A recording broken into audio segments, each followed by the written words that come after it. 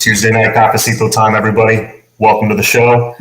We got a couple of guests. We got Steve-O and we got Mike McCoy of State of the U. So yeah, what's going on, fellas? How's everything? How you guys enjoying the off season so far? Big vibing. I can't complain. I mean, other than losing the bowl game, so I can complain. But Yeah. at the end of the day, it is what it is. But super excited for what's happening on the recruiting trail and Mm-hmm. things like that, staff, etc. Same for me, man. Disappointed about the bowl. Try to get excited for the other ones. I mean, as it's college football, I was looking forward to get my Canes. Look at my Canes, but it could be worse, man. It could be worse. Yeah, Christmas was good, so that's good. Yeah, it could be worse. Yeah, I'm one of those that even if it's like a December 27th bowl game that we're in, I always look forward to the bowl game. But then yep. again, me me and Mike, I guess, are from the generation that, like, growing up, we saw every bowl game had a little bit more meaning as opposed to nowadays. I was hearing Wholesome One earlier today actually talk about, man, you win the Sugar Bowl, the Orange Bowl, that doesn't mean anything anymore. And Damn. unfortunately, it's a shame. I wonder I if don't there's agree with that. I don't agree with that. I don't. I don't either. I don't either. I think there's prestige in that still, but a A lot of New people will Year's see it that Six, way. a New Year's Six bowl win, would It's a big definitely, in deal. my opinion, be a big deal. Yeah, it's a big deal, in I my mean, opinion. it's a huge platform to sell yourself for the next level. Yeah. So I mean, I really don't see guys who opt out. They're either people love to be like, oh, guys who opt out that aren't going to get drafted are stupid. I mean, they've been playing 4 or 5 years. They're the same guy. They're not going to magically, the Tony the Tiger Bowl was not going to change the NFL's mind about them. They need to get in in a workout routine, get sell themselves the best they can in a combine setting, because that's when a guy's just going to be like, all right, this John Ford, for example, he's 6'5", 320, he's a beast. Maybe didn't reach his potential at Miami. Let's bring him in to Hmm. take a look. And then that's Right, you as a player. Once you get in, I right. mean, those 90 man rosters in the beginning of the training camp, like, once you're in there, now it's on you. What's good, Les? Merry Christmas, fam. Less. Yeah, I'm the same. I'm in the same train of thought. For me, it was just a little different. Agree with everything he said, but just to what Steve said, but just to kind of piggyback, I get where guys coming from. You want to save yourself just in case you get hurt. But guess what? You could get hurt running that 40 at Indy.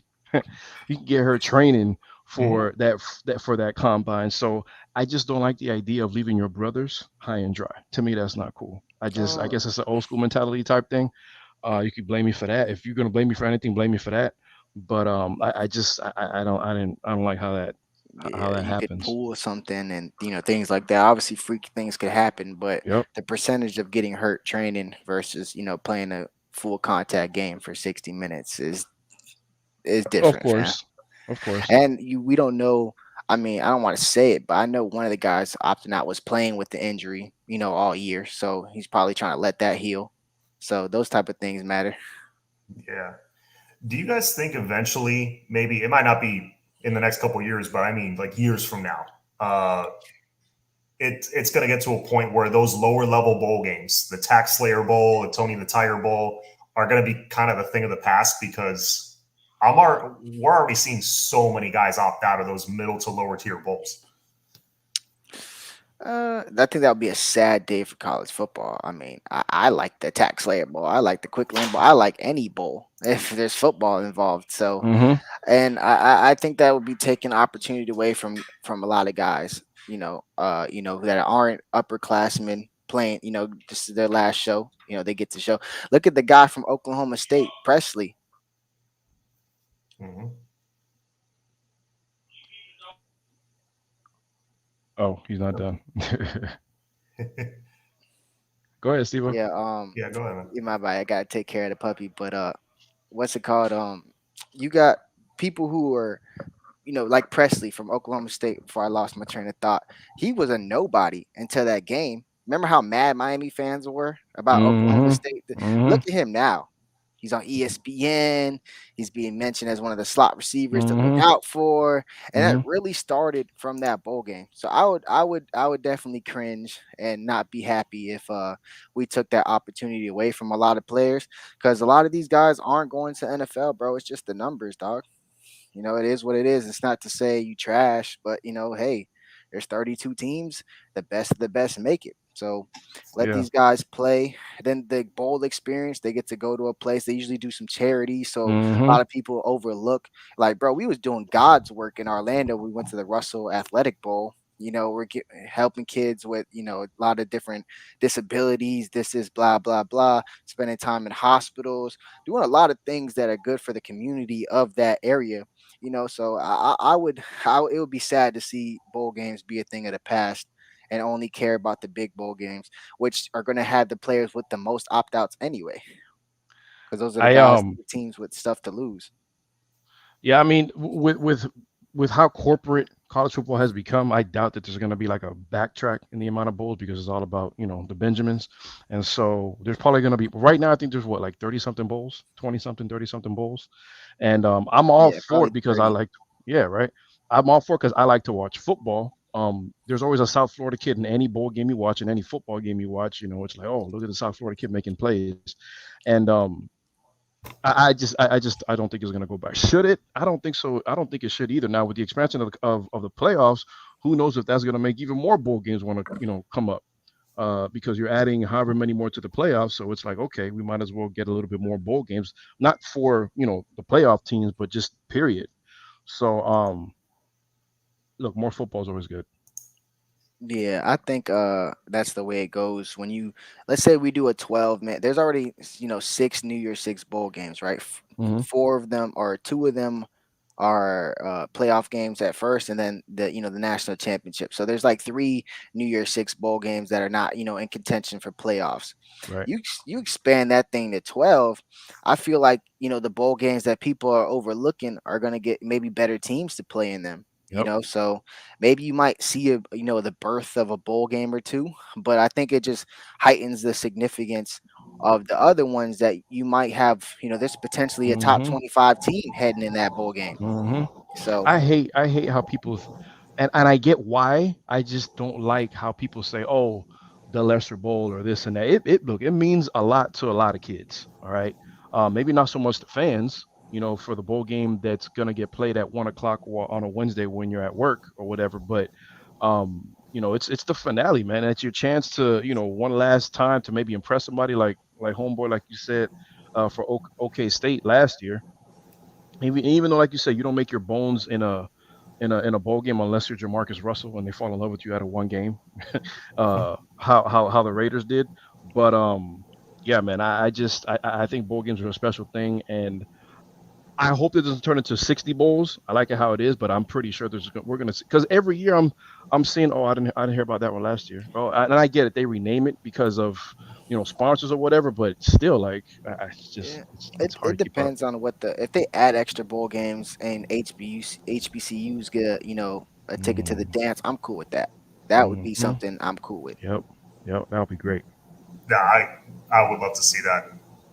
Yeah, big facts. Let HBCUs take cracks at other teams, not Yeah. just FCS level. Let them Jackson State take a crack at a USF, UCF. Maybe not UCF, Yeah. but those type of teams in that like range. G5 teams. Obviously don't put Jackson State versus Alabama. Hmm. But Yeah, yeah. look, just give some of these guys a chance. I would be super cool with that. Yeah, because I heard they get snubbed a lot of most of the time going to the FCS playoffs. Like I didn't know that HBCUs were part of the FCS. Yeah, and they don't ever get to go to the They divisional don't get. championships. I think FAMU this year is the first time in years that an HBCU is going to get to go. Hmm. North Which Dakota State, shout out to Wholesome, they run that thing. Yeah, yeah. Every year. they absolutely do. Let's answer Hurricane Grind Mode's question really quick. Do y'all think we get Shamar? I think we do. I feel good about him. How are you guys feeling about Shamar right now? I uh, I, feel s- good. Go ahead, Steve. I say 70-30. Us 70. I feel good. That's pretty confident, actually. 70, 70? yeah. Oof, man. I'm 70%. 50-50 with it because I mean, you going up against A&M is hot. I think A&M's Jimbo out of is a there. huh? A&M's out of there. It'd be He between he us he and Georgia. he ruled him out. See, I didn't even know that. No, he ain't rule them out, but Oh, A&M's probably okay. out of there. There a lot Oh, of that okay. smoke that was hitting about, bags pushing. Mm-hmm. Yeah, that was See, I on didn't know that. I didn't know because I was West worried about Side. Jimbo because Jimbo, that man is a master recruiter. Now, if it's Miami and Georgia, I feel a lot better about that. Even though Georgia's still a monster, but Miami's winning battles against Alabama, the king of the SEC. So, I like that, man. And we get his last visit. That's a big deal. Mm-hmm. That's a big Yeah, deal. yeah, it's Yeah. big. I mean, the guy at Texas A&M who was recruiting him is gone. Guy at Georgia who's recruiting him is gone. So Mm, these guys, are starting to try to make a relationship out of haze when you're walking by, but these right. guys wasn't working the phones like the guys Yeah. recruiting. I mean, that's just fair. It's facts. You can't blame a guy for not recruiting a guy when it wasn't your job to recruit him. Right. Obviously, you did your part, but you can only do what you can do. Mm. Get by yourself. So Les's comment just reminded me of something. So this past week, I believe, Coach Salavea became officially part of the staff, which I was very happy about. A lot of people are paying attention to the who are the coordinators going to be. I think this was a huge hire that people aren't talking about enough. Dude is Yeah, considered by many a top 5 defensive line coach. As great as Jess Simpson, I think, was, I think this is an upgrade. And in my opinion, not just on the offensive line, on the defensive line as well, we have really been lacking in the trenches for the better part of Mm-hmm. almost 2 decades. And Yep. until we're feared in the trenches again, I don't think we're going to get back to that level. What did you guys think about the hire? I'm huge on the hire. When you say he's a huge hire, we mean like a 6'6", 320-pound, Samoan Literally and defensive line figuratively, coach. yeah. Literally, yeah. He's like literally a huge hire, and that's a guy that he could potentially. So when you're talking about Polynesians, obviously those guys are on the West Coast. That's where their islands are. Getting them to pass the Rocky Mountains of Utah is hard. We know that. Everybody knows that. Those guys, they're really tight knit, religious with their people. They're on that. Getting Joe Salavera, like, I don't need to flood the D line. I would love it. I would definitely love it. But we get one or two here and there. We just sprinkle them in. Dog, we gravy, dog. And he's renowned as a recruiter. And he doesn't just recruit D line, he recruits offensive line as well. The Mm-hmm. guy, I can't pronounce his last name, but he's the offensive guard we're super after now. The smoke was on the TL Yeah. all day. Lulia or Yeah. Dave Lulai. Uli, I think is his name. Yeah, and bro, guess who's on that? Mm-hmm. Joe Salvera helping out. I know Mirabal doesn't need any help, but you're talking to a Polynesian. They have their own, set ways. These are parents that, they do things a certain way and they pass that thing Right. down. So having somebody who was raised in that way is modern, can help, those guys, get when they're out of their comfort zone. I think that's huge. I see the comment there by Alexander Sosa on the bowls. Just the 15 practices that are important.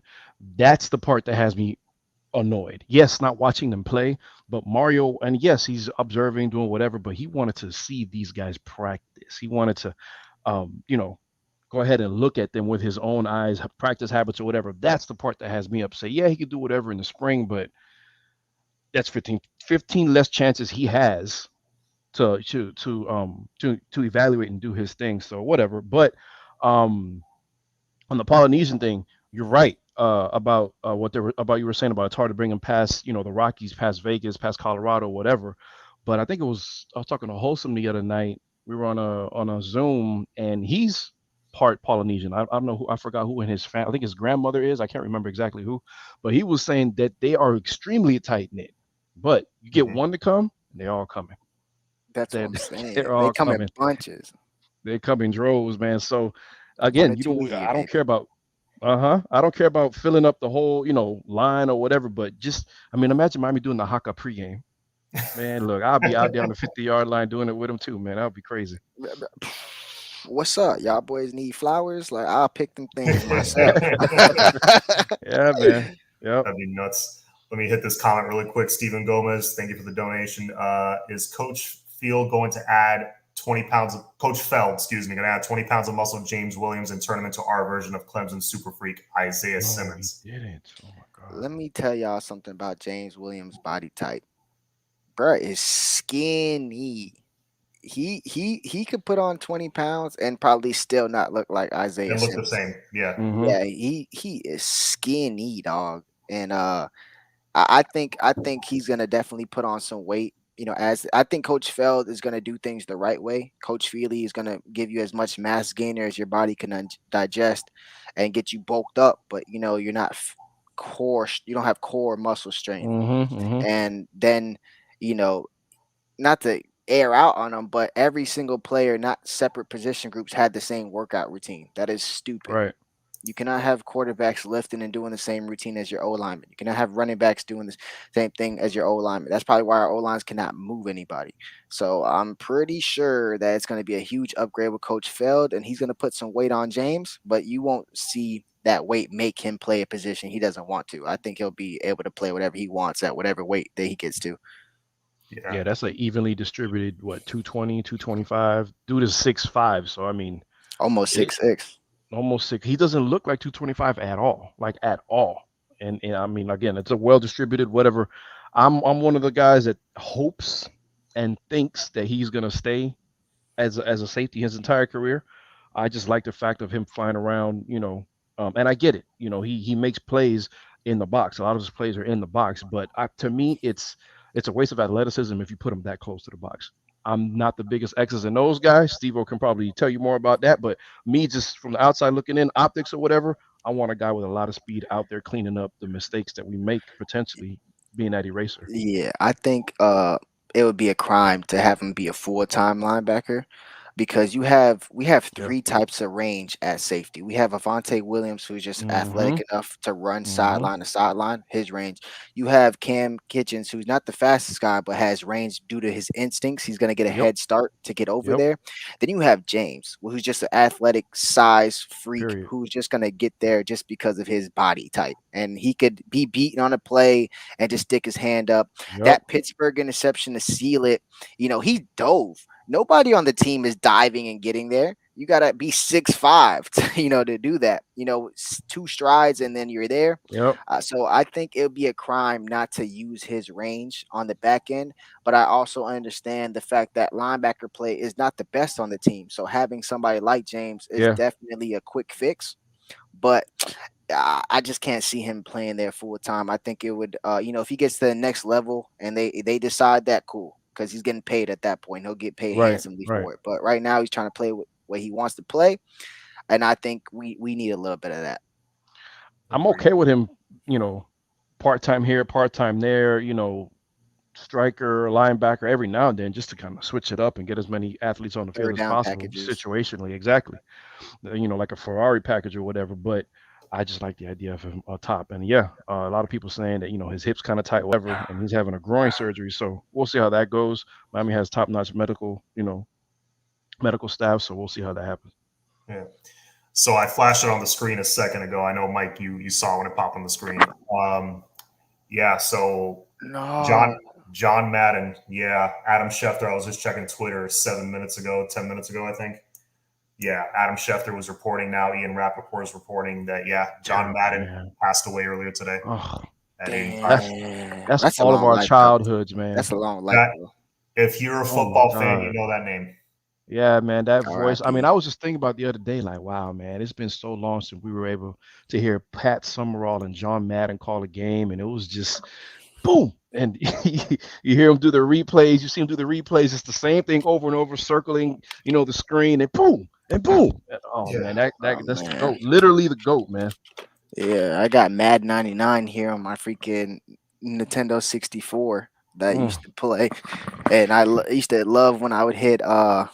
I believe it was I had Marino, then I had McDuffie. Yeah, McDuffie, bro. I used to hit that boy deep on the little post every single time. You could not cover that thing.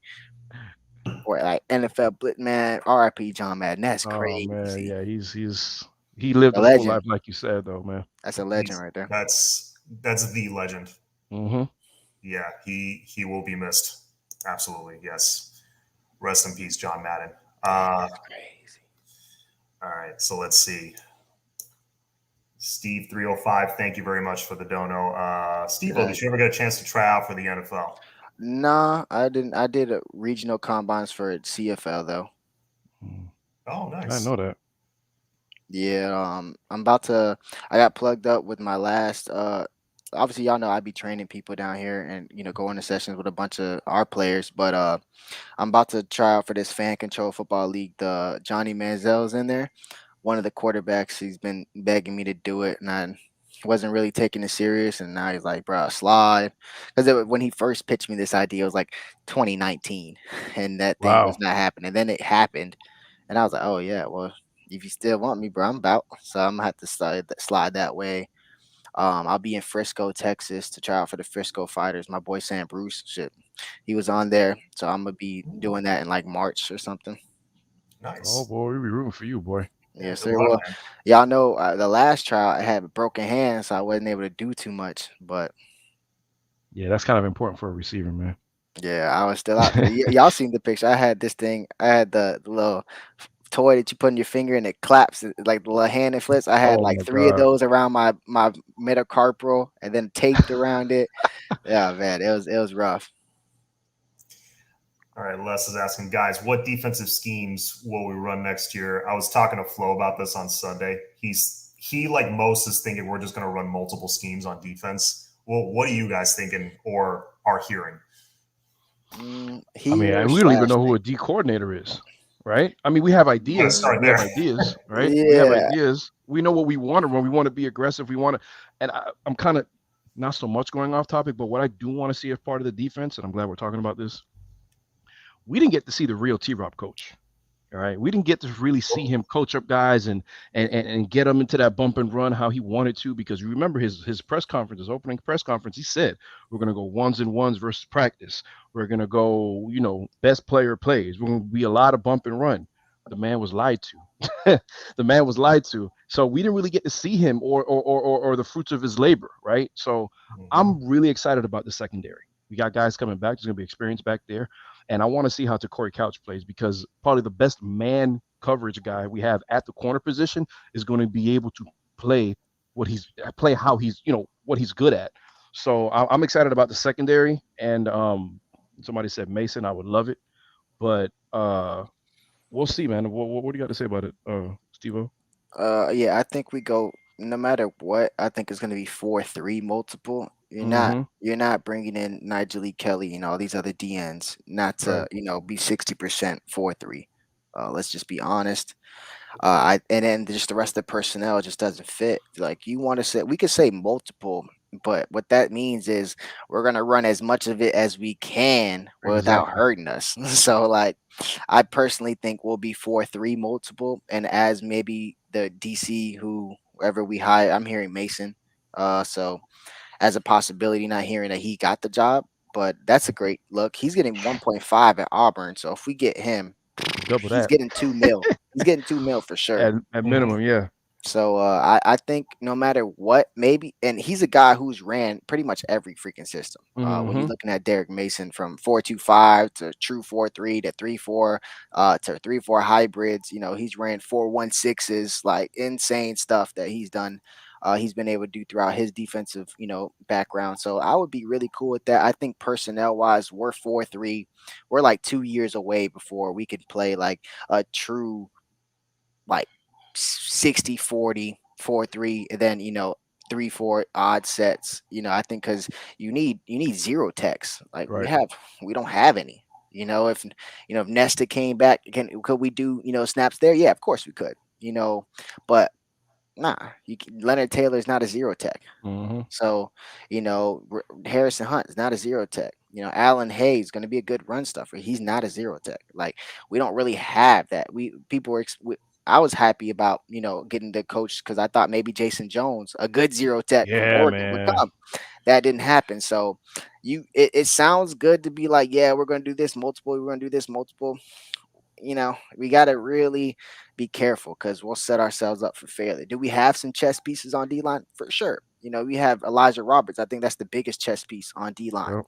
So we'll see how that goes. And Cristobal was recruiting him hard to Oregon. He still came to Miami, and now I know that relationship has already been sparked back up. You've seen him, wish Roberts a happy birthday. Right. He's getting love like how he should from this staff. I think Cristobal understands and values him.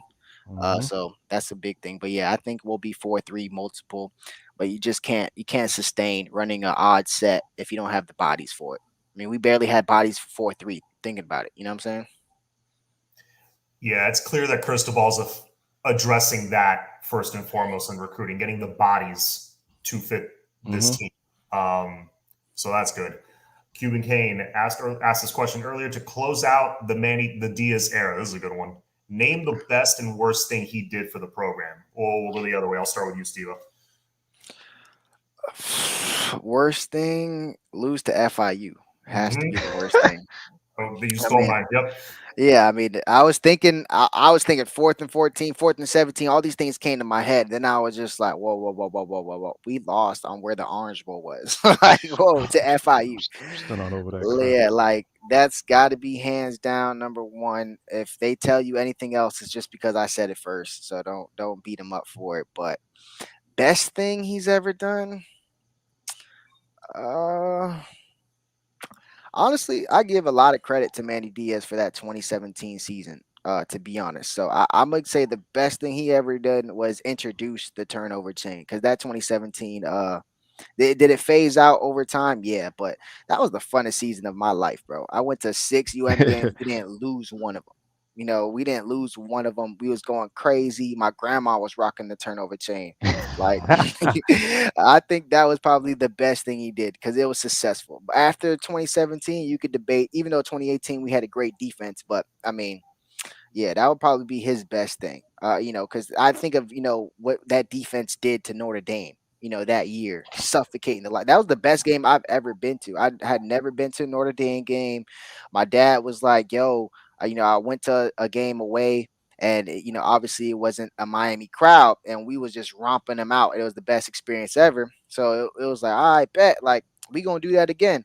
And guess what? It happened again, and I was there, bro. That's the best night of my life, bro.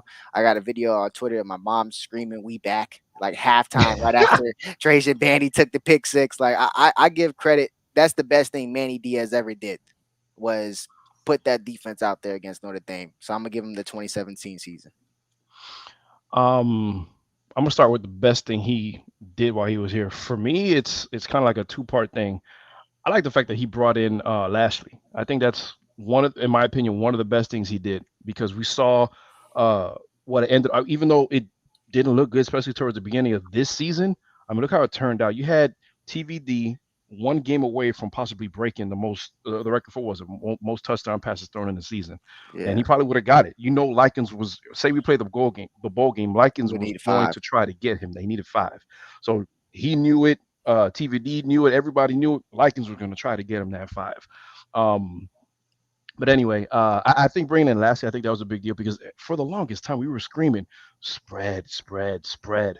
We had Enos. We know how that started and ended. It wasn't really a spread, but I think lastly, and then the other part, I mean, these last two recruiting classes, man. Let's face it, they were bomb. They were. I think those are big deals. I mean, we're not. There's no Mario without those recruiting classes here. If you ask me, I mean, I don't know. I don't think Mario's going to come and have to. My opinion, I could be completely wrong, unless his love for Miami is like that he'd come to a complete 100% rebuild, knowing that there's no talent here. But those last two recruiting classes were fire. And then the worst thing he did was, just lose control of the program how he did, man. I mean, certain parents came out and how were saying that seniors were doing whatever they wanted to do, and kind of just Not practicing all week not and then yeah, playing man. Like starting. yeah, man. You can't be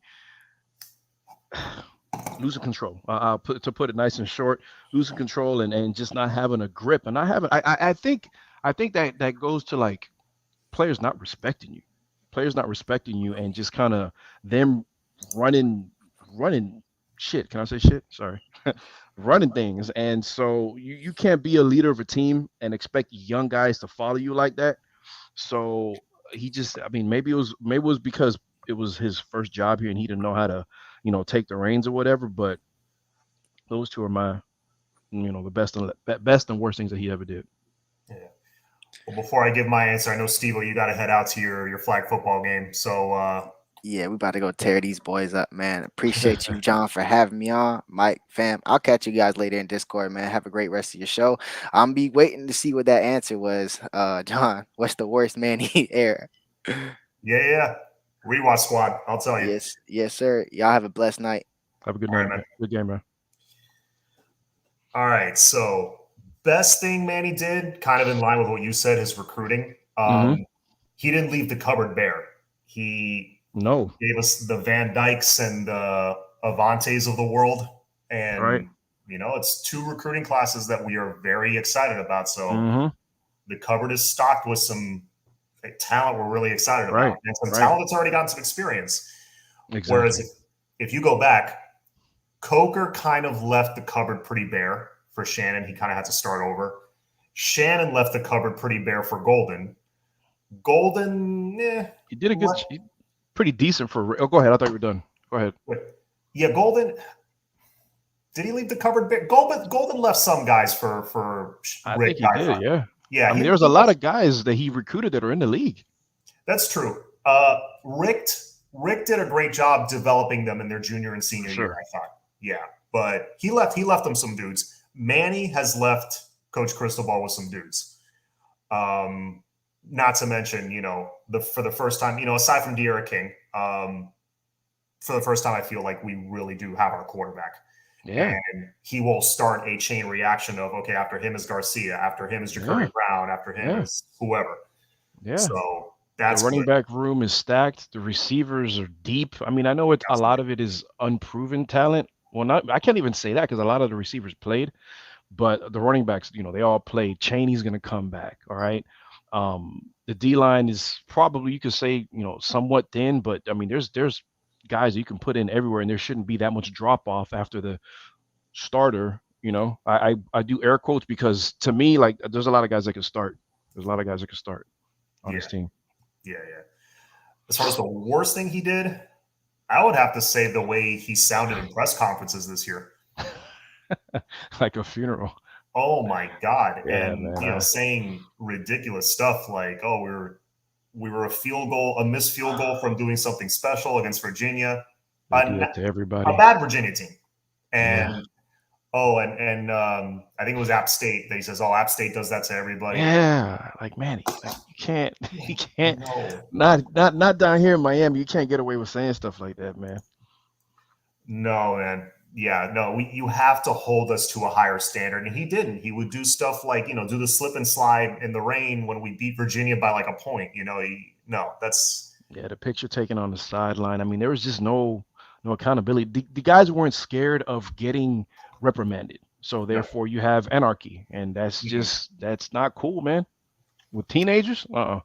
You got to whip them into shape from day one, right as they're coming in the door. All right, Les, I saw next year's schedule. Other than A&M and Clemson, I think we can make a good run next year. What are your thoughts? Yeah, you know what? You take this one first. Clemson may not even be. I say maybe because you never know. It's a long time from here in the time we play. But the way things are looking right now, I mean, they falling off the deep end. and so I mean, losing guys left and right, and coaches and staff. And there was a recruit. I saw a tweet. I forgot where I saw it. I don't know if it was in the chat that I'm in or whatever. But some big time recruit left Clemson out of their top 5. I think he announced today or yesterday. So that was like, oh wow, like Clemson's kind of losing their mojo. But Texas A&M for sure. I mean, Jimbo, that guy's one of the best play callers in the game, in the nation, quarterback whisperer. So they're gonna have, and he doesn't mind playing freshmen. So, but what was the question? Damn, I forgot it. I'll bring it back. Oh, yeah. Well, yeah. What are your thoughts on the schedule overall? Basically? Yeah, those two. I mean, look, man, call me whatever you want to, but I still think it's not far-fetched or crazy at all. Despite how unpredictable the ACC has been, nobody thought Wake Forest this year. Nobody thought, UNC was going to be so. Well, I did. I didn't think they were going to be that good. But everybody was preseason. Everybody was thinking Clemson, UNC, and Charlotte. Boom. Don't even play the games. Send them to Charlotte right now. Mm-hmm. I don't think it's far-fetched for Miami to say we could win this goddamn division. Like, Christ, the division, not even the conference, just show up to Charlotte. Like, we've been saying that forever, but it's the truth. It's the truth. Miami, on paper, is always the most talented team. Maybe UNC giving us a little trouble here on paper in the Coastal. I get it. Talent isn't everything, but God damn it, it should count for something. And all the intangibles that we haven't had, hopefully those things are kind of rectified with the new coaching staff. So we'll see. Yeah. No, talent is the foundation for sure. You can't do much without that in the Power Five. And look, the second we brought in a coach that knew what he was doing and had a track record, i.e. Mark Richt, we won the Coastal pretty quick. Yeah, man. A bowl game, year one, you know? Yeah, 9-win season, year one, out of the gate. And that was with some really bad luck in a couple of those losses. And a lot of golden players. No pun intended. Golden players, yes. Yeah. So, right now on paper, A&M looks like the toughest team, but it's a winnable game. Clemson is a winnable game. They don't look like the Titans that they were before. And where's that game? Both are on the road, if I'm not mistaken. Okay. So it looks like A&M's the toughest team on paper right now, and they probably will end up being. But like you said, Wake Forest came out of nowhere, so you never know. Pitt next year might be the team to beat. The thing with teams like that, in my opinion, is you see the Wisconsins, you see the Pitts, you see the Boston Colleges, all those teams that like that. Those teams tend to be good every 3 or 4 years when all of those guys are seniors. All right, that's how I see it. Not to say that they can't be good or whatever, but you don't have guys on those teams leaving as soon as they're draft eligible, unless you're an O lineman or a running back for Wisconsin. Okay. But even then, for the most part, those guys come back. They have stable coaching. The coaches are pretty much there, all the time. I mean, I know Barry Alvarez was there forever, and I know that was years ago, but they have stability for the most part. But those teams like look at Iowa this year. They were hot for a while. The last time Iowa was good was, I don't know, 5-6 years ago. I can't even remember, but teams like that. So we'll see. They could come out of nowhere. Duke's probably not going to be anything this year. We'll see about UNC. They're losing their quarterback, I think, right? I think he's out of there. You would think he's probably declaring. Sam Howell? Yeah. He hasn't declared, but he's probably going to. He hasn't declared, and some people are saying, Kenny Pickett might be the first quarterback taken. I don't see that. I think if Sam Howell decides to go, he's the first guy taken, or second guy. Okay. In my opinion, I mean, you saw the hype of Sam Howell after he was a freshman. That he didn't all of a sudden forget how to throw the ball. So. No, that's true. I like Pickett, and you know how it's they say it's a copycat league, but it's like the new toy, the hottest thing out there. That's kind of like how NFL scouts seem to do things too, or NFL GMs seem to do things too. I like Pickett. I like how he looks out there. We'll see how it translates, but you can never tell. I mean, quarterback position is a tough one to kind of like, or any position is tough to kind of like, foresee. Yeah. Gotta say hi to Flo. Yeah, VTech maybe. Okay. Whenever Flo drops one of these in our chat, it's usually right before something happens. So, Flo, what do you know? What are you trying to tell us? He's gonna. I don't know. I'm just. What did he say? What did he like saying about Mario? He'll just say he'll scream Mario or whatever, and it's like, oh, what do you know? He's like, nothing. I just like saying it. Well, God damn it, Flo! Like, get out of here, man. Dang. Love you, Flo. He's the man. Let's see. Oh, Cuban Kane blamed the fans for bad recruiting. That was something that Manny did, wasn't it? Kind of. Yeah. Oh, I forgot about his little post on his way out. You remember that? Oh yeah. I have purged that from my memory. That was. Yeah. He just went out. And you know what the thing is, and I make no mistake. I don't make it a secret. I was a huge Manny guy up until the very end. When I found out all the stuff that he wasn't doing, that wasn't morally right. Let's be honest with you, because he threw some coaches under the bus, some players under the bus. He lied. Okay, he lied big time to parents, players, this, that, and the third. So you don't do that, and I get it. Recruiting, there's a little bit of lying here and there, but when you are the way that he was doing it, you can't be trusted like that. You burn bridges, and that's not. I'm surprised he ended up at Penn State, knowing the way that he was kind of operating or whatever. But me too.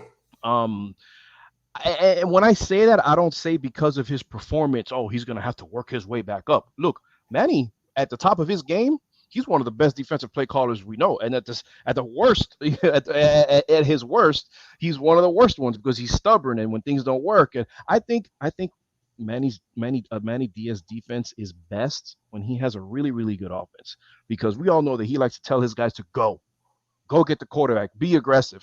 That's in my opinion, that's how I see it. But yeah, man, the bad recruiting thing and his little jab on the way out, that was like, man, just go. I hope we learned a lesson never to deal with sons of politicians, man. That's for sure. Just the nepotism in general. Look at the baseball team. Yeah. Let's see. VTech maybe. Okay. Oh, that's right. They had a coaching change. And who's their coach now? Let me look it up. I forget the name, but I know the guy made a bit of a snarky remark about Miami. Like, let's see. Brent Pry. Oh, he's a former player. Oh, he was like a lineman. He was a lineman. I think he was an old lineman. Yeah, he did that freaking scrub. He said something about I forgot what it was. When he beat us. He beat vaunted Miami in '95. Like, first of all, in '95 we weren't vaunted anymore. That's him trying to upsell the program there, but yeah, I don't. Was he already on the staff? I guess he had to be already on the staff. I don't know if they kind of like brought him up, but I think he must have been on the staff somewhere. Yeah, because I've never heard of that guy. I've never heard of the guy until he made that dumb comment. But whatever. Hey, Vodtech is always, they're always going to be scrappy and give us a tough game. Is what it is. Port Knox, Sam Howell equals Baker Mayfield. I've been saying that for a long. They even look the same on the field. They even look just throwing the ball. They look the same. Yeah, to me, they look the same on the field, and I hope he isn't, because I think Howell has a lot more talent than Baker. And when I say talent, let me take that back. I think he's a smarter quarterback than Baker. I think the difference between them two is Howell having it a little bit more than Baker up here. I kind of relate that to. Well, let me not make that comparison. I'm not going to start that conversation, but I just think he has it more up here. Arm talent is there. They both have escapability. We'll see. Baker seems to be the more gunslinger type, and I'm rooting for Howell to do well at the next level. I feel like he will. He's like you just said. He's got the brain. He's got one of the best deep balls I've seen in a long time. Mm-hmm. He was helped out by the pro prospects he had around him last year, not this past season that just ended. He had 2 NFL backs. He had 2 NFL receivers. That certainly helped. But we'll see. I like the dude. I think he's good. I think he's really good. Thanks, John, for running past my message. I did see your message. Hang on one second. I'm jumping around. I got ADD with these comments. Sam Howell isn't one. John, come on, somebody. We'll see. Like you said, Kenny Pickett is kind of like the new shiny toy. So, to me, if I'm an NFL GM and I need a quarterback, he's the one I'm taking first. Kenny Pickett, even though he's like 6 years in college, that doesn't bother you at all?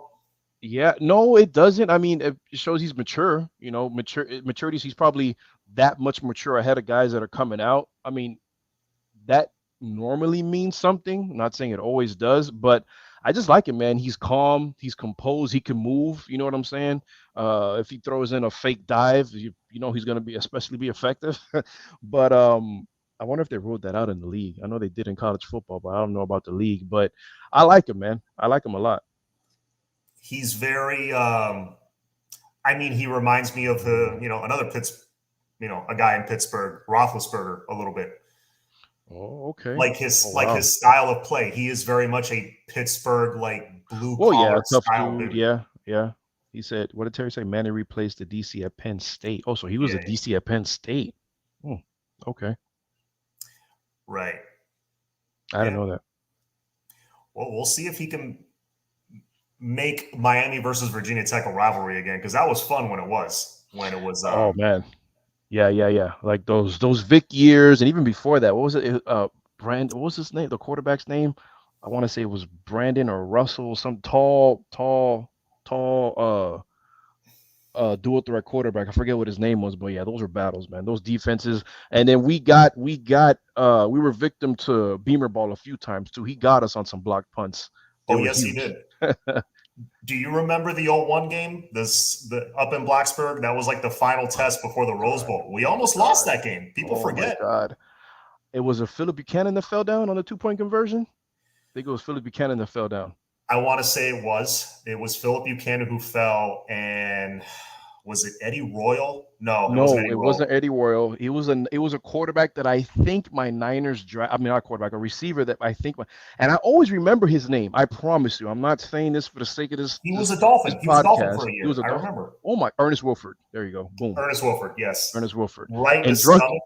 And was yeah, right in the stomach. yeah, And yeah. I remember on the live feed, I had to see the replay because this was 0-1. This was standard. Yes. HD wasn't a thing yet. So I'm watching as a kid. I'm thinking, okay, game's tied. But then the announcer saying, oh, he dropped it. Like the rest saying incomplete. They had to show the replay from the other side to show it went through his hands. Oh my God. We almost lost that game. Yeah, man, there would have been no greatest team of all time if that happens. Hey, look, I don't have a problem at all ever saying that champions run into some type of luck at some point throughout their championship season. Absolutely. Okay, I have no problem saying that, and that was Miami's turn. Ohio State, and maybe the BC game too. Who knows? Yeah, Ohio State, too. They ran into some luck. Oh hell yeah, they had like 4 or 5 games that they came. They almost lost against. What was it, Indiana or Purdue? That was terrible. We almost Oh lost my God, let me after not games, get them. dude. Oh my God, ugly football. Yeah, Kenny is going to Pittsburgh or the Giants. He'd be a great replacement for Roethlisberger. I'm telling you. Ooh, here's a question that's kind of floated around the other channels. I was hoping you clicked on that one. Yeah. You can take this one first because I have my thoughts on this. How much credit do you guys give Herbie for the changes that are happening at UM? If he doesn't rip the administration, does anything change? What do you think? A lot for making it national. I mean, heck, everybody watches College Game Day. He made it national. It was a splash. Great. But it didn't need to go national for those changes to happen because the Brotherhood did it. Period. Highsmith, drawing a blank here. The other running back, God damn it. Melvin Bratton. Highsmith, Bratton, Mel Bratton, and a bunch of other guys that were involved behind the scenes that their names didn't pop up because maybe they wouldn't have not allowed, but available to go to that meeting. There was a bunch of old school Canes that were still being talked to and getting ideas. You don't think Ray Lewis was involved? Of course he was, but the engines behind what happened was Mel and Zoe, 100%. Okay. Yeah, Barry, whatever this guy's name, the reporter for the Herald, Barry Jackson. Mm-hmm. Yeah, he made the article that Herb Street read and he put it on Game Day. Okay, cool. But like I said, we didn't need it to go national for this to happen because the right people were already pissed off. All right. The guys with the money were already pissed off. There was moves being made. And all he did was make it national. He made it a buzz. And it was a sexy story because it's Miami. The same story could have been happening. The same thing could have happened at FSU or anywhere else, and it wouldn't have been that big of a deal. But everybody knows that because it's Miami, it's bigger. But yeah, Herbie, thanks. But like, again, I say it didn't need to go national for us to be here today. Right. I think somehow, some way it would have happened. Like that wave behind the scenes was building. We were saying it on all our shows. Like it was building behind the scenes. Mm-hmm. A lot of people thought we were crazy. The fake insiders, all that. And I don't claim to be an insider. I just know insiders. Exactly. I'm in the same chats with insiders, so I hear what they say. But they were right. But we needed someone to light the fuse. Mm-hmm.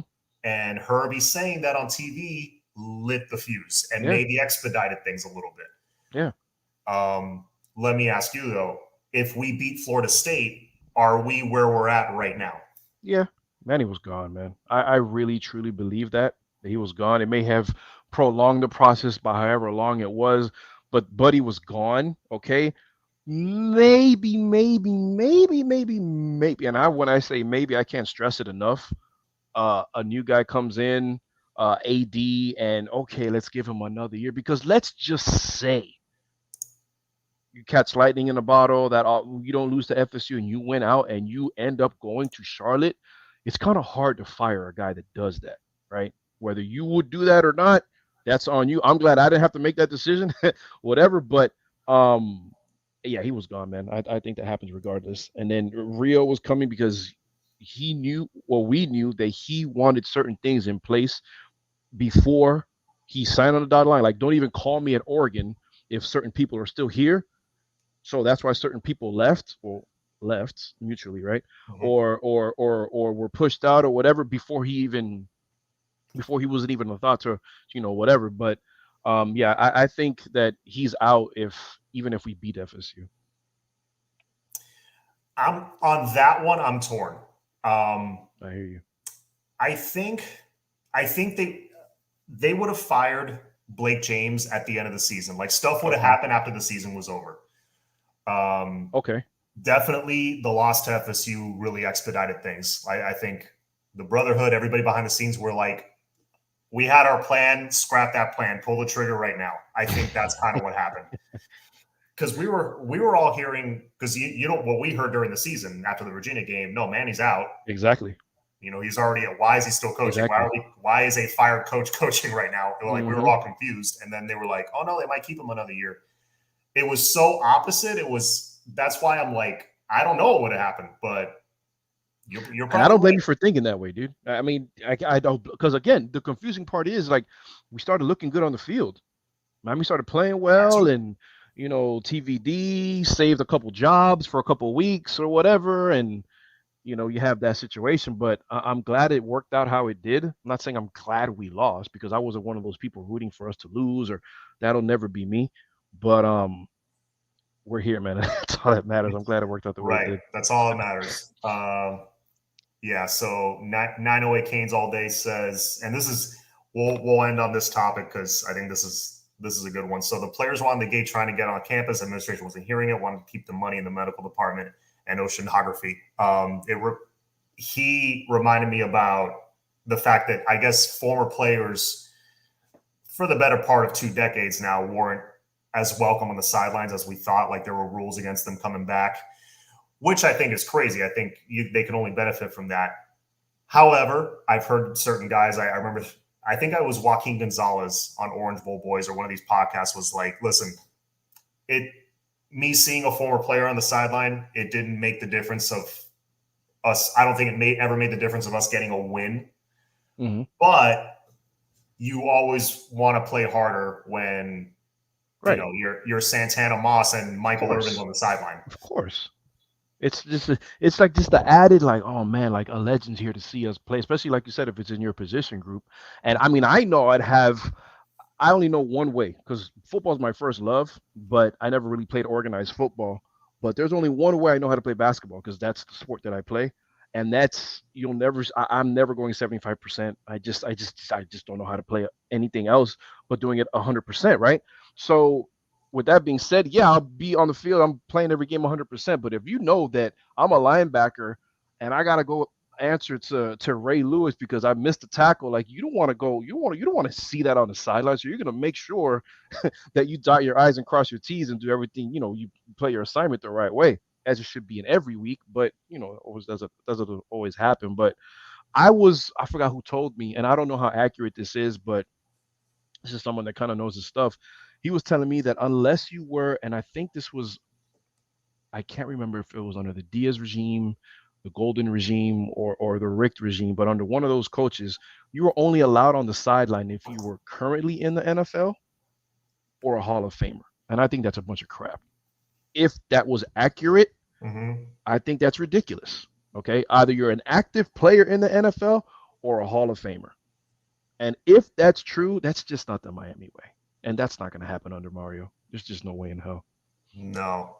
And look, some of the Hall of Famers, it's unfortunate, but 18, 19-year-old dudes they're not going to remember who those guys were, the guys that we grew up watching.